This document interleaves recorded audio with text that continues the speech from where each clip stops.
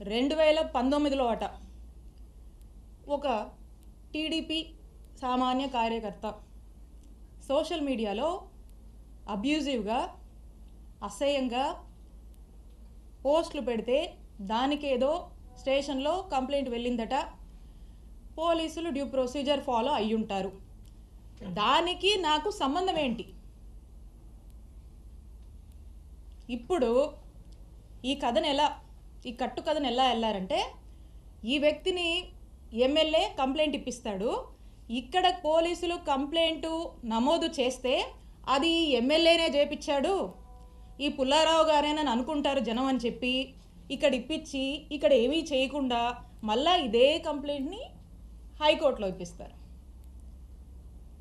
హైకోర్టులో ఇప్పించిన తర్వాత హైకోర్టు ఏమంటది? హైకోర్టు ఏమన్నదంటే, ఇది హైకోర్టు ఆర్డర్, నిజాదే వినిపిస్తాను. Learned assistant government pleader takes notice on behalf of the respondents and state and seeks time for getting instructions. List in second week of February 2025. ఇది order. అంటే దీని అర్థం ఏంటంటే, దీని రెస్పాండెంట్స్ ఎవరైతే ఉంటారో అంటే పోలీసులు. హానరబుల్ హైకోర్టు పోలీసులని రిమార్క్స్ అడుగుద్ది ఈ కంప్లైంట్ సంబంధించి. తర్వాత దీన్ని ఫిబ్రవరి 2nd వీక్కి పోస్ట్ చేస్తుంది. ఇంత ఈ ఆర్డరు. ఈ ఆర్డర్లో ఏమీ కూడా నా మీద కేసు ఫైల్ చేయమని ఎఫ్ఐఆర్ కట్టమని ఏమీ లేదు. ఈ ఆర్డర్ ఇలా ఉంటే ఈ హానరబుల్ హైకోర్టు ఆర్డర్ని దీన్ని ఈ పుల్లారావు గారు అదే వ్యక్తితో మళ్ళీ ఎస్పీ ఆఫీస్కి పంపించి హానరబుల్ హైకోర్టుని మిస్లీడ్ చేస్తూ హానరబుల్ హైకోర్టు మీద నెట్టేసి హానరబుల్ హైకోర్టుని మిస్కోట్ చేస్తూ ఏమంటారు? హానరబుల్ హైకోర్టు నా మీద ఆవిడ మీద కేసు కట్టండి అని చెప్పారని హానరబుల్ హైకోర్టు మీద నెట్టి ప్రజల్లోకి కోర్టే కేసు కట్టమని చెప్పిందని చెప్పి పంపించేటువంటి ఫ్రీలర్స్ ఇచ్చి ఒక ప్రయత్నం చేసి అంతలోపే ఇక్కడున్నటువంటి పోలీసులు నా మీద కేసు కట్టారు, ఎస్సీ ఎస్టీ అట్రాసిటీ పెట్టారు. పూర్తిగా అవాస్తవాలతో ఒక కథల్ని, ఈ కథలో ఇక్కడే మనం దీన్ని నిజం చేస్తే జనం అనుకుంటారని అక్కడ దాకా పంపించి అక్కడ ఏం డైరెక్షన్ హానరబుల్ హైకోర్టు నుంచి ఏ డైరెక్షన్ లేకపోయినప్పటికి కూడా ఇక్కడ పోలీసుల్ని ప్రెజర్ చేసి జనాల్లోకి కోర్టే విధించమని చెప్పిందని కోర్టుని మిస్లీడ్ చేస్తూ ఇక్కడ కేసు కట్టారు. ఎంత డ్రామానో చూడండి. ఇదిట్లా ఉంటే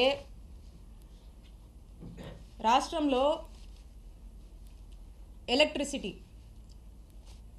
ఛార్జీలు పెరిగి ప్రజలు అనేక ఇబ్బందులు పడుతూ ఉంటే వారికి అండగా ఉందామని మా వైఎస్ఆర్ కాంగ్రెస్ పార్టీ నాయకుడు మా జగనన్న పిలుపునిస్తే విద్యుత్ పోర్ అనే కార్యక్రమంలో భాగంగా రాష్ట్ర వ్యాప్తంగా మా వైఎస్ఆర్ కాంగ్రెస్ పార్టీ వాళ్ళంతా కూడా అన్ని నియోజకవర్గాల్లో ఎలక్ట్రిసిటీ ఆఫీసెస్కి వెళ్ళి అక్కడ ప్రజలు ఇబ్బంది పడుతున్నారు, ప్రభుత్వం దృష్టికి ఇది తీసుకువెళ్ళాలి, ప్రజలకి భారం అవుతుంది, ఖచ్చితంగా ప్రభుత్వం దీనికి రెస్పాన్సిబిలిటీ వహించాలి, ఈ ఛార్జీలు తగ్గించాలని మేము రిప్రజెంటేషన్ ఇస్తే స్టేట్ మొత్తం జరిగితే కానీ ఇక్కడ మన చిలుకూరుపేటలో మాత్రమే స్పెషల్.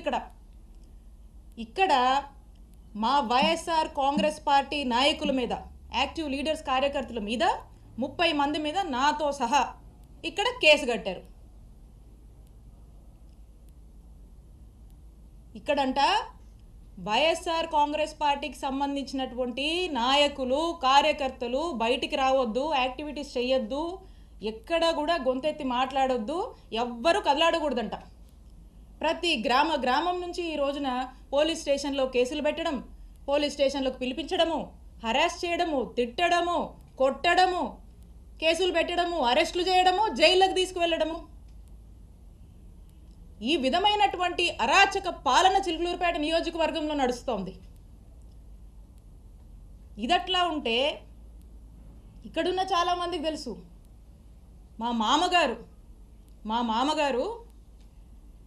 80 సంవత్సరాల వయసు కన్నా పెద్దోడండి. ఆ వయసులో ఉన్నటువంటి పెద్ద మనిషి మీద కూడా కేసు కట్టించాడు ఈ ఎమ్మెల్యే పుల్లారావు. నా మరిది ఫారిన్ సిటిజన్, ఫారిన్లో వ్యాపారాలు చేసుకుంటే నా మరిది మీద కేసు కట్టించాడు ఈ ఎమ్మెల్యే పుల్లారావు.